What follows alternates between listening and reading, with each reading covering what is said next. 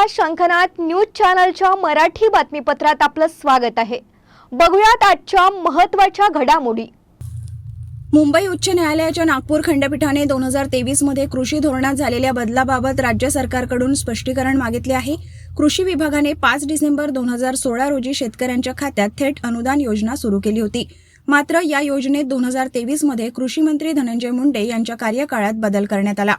राजेंद्र म्हात्रे यांनी नागपूर खंडपीठात या संदर्भात जनहित याचिका दाखल केली आहे। यामध्ये राज्य सरकारने 2023 मध्ये कृषी साहित्य खरेदीच्या धोरणात कसा बदल केला याबाबत विचारणा केली आहे।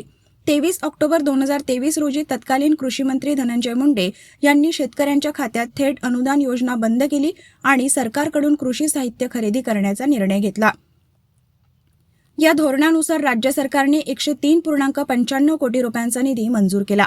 12 मार्च 2024च्या परिपत्रकानुसार शेतकऱ्यांना बॅटरीवर चालणारा स्प्रे पंप खरेदी करण्यासाठी 1,500 प्रतिपंप यानुसार 80.99 कोटी रुपयांचा निधी देण्यात येणार होता।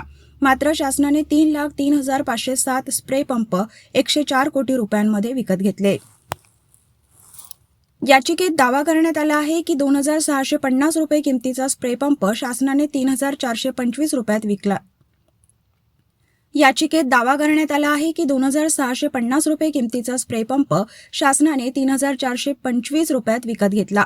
बाजार मूल्यापेक्षा कमी किमतीत कृषी साहित्य विकत घेण्याची संधी असताना शासनाने जास्त किंमत मोजली असे याचिकेत नमूद केले आहे।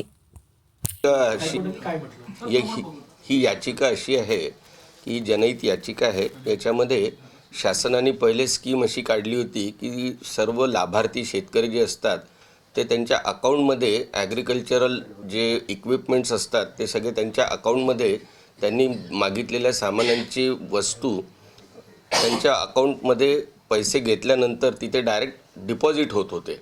नंतर 2016 पासून तर 2023 पर्यंत प्रचंड GRs बदलले आणि शासनाने 2023 मध्ये 103 करोड उरले आहेत म्हणून ते स्प्रे पंप घेण्यासाठी किंमत लावली। बाजार मूल्यांकन त्याचं 3,625 रुपये, जेव्हा की बाजारात ते 2,600 रुपयाला उपलब्ध असताना शासन फक्त पैसे खर्च करण्याच्या दृष्टीनं ही स्प्रे पंप जे शेतकऱ्यांना वापरायला मिळत असतात त्याची किंमत ही इतकी महाग लावून बाजारातनं जास्त किमतीत ती विकत घेऊन त्यांनी शेतकऱ्यांना लाभार्थ्यांना देण्यासाठी निर्णय घेतलेला आहे।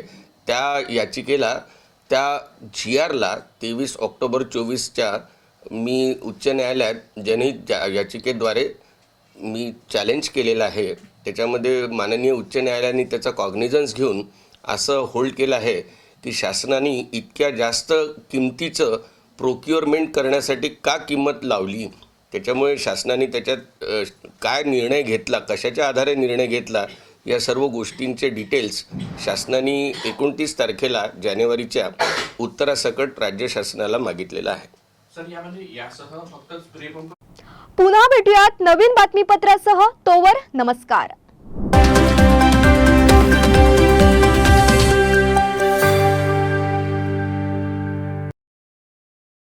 क्या आप इंटीरियर के बारे में सोच रहे हैं पर डिजाइन फाइनल नहीं कर पा रहे?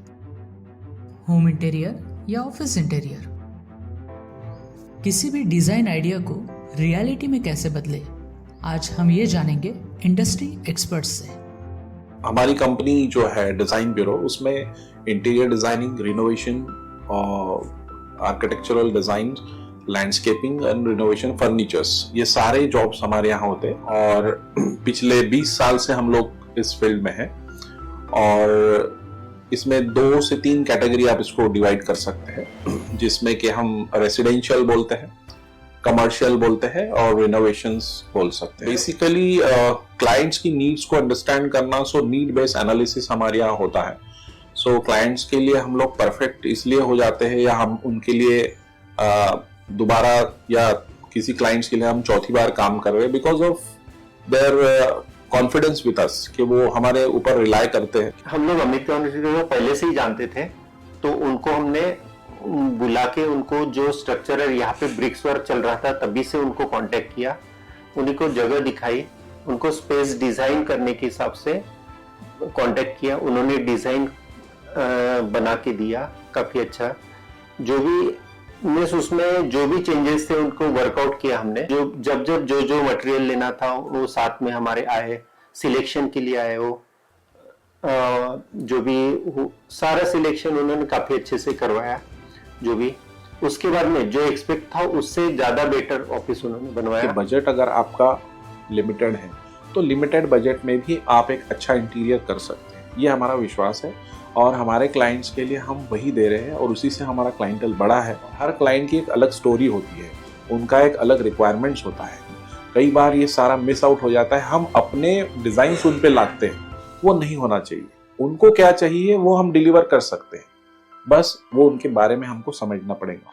तो हमारे इसमें हम एक ही बोलते हैं कि ड्रीम कम्स ट्रू। आप ड्रीम देख रहे हो, हम उनको फुलफिल करेंगे, वो हमारी रिस्पॉन्सिबिलिटी है।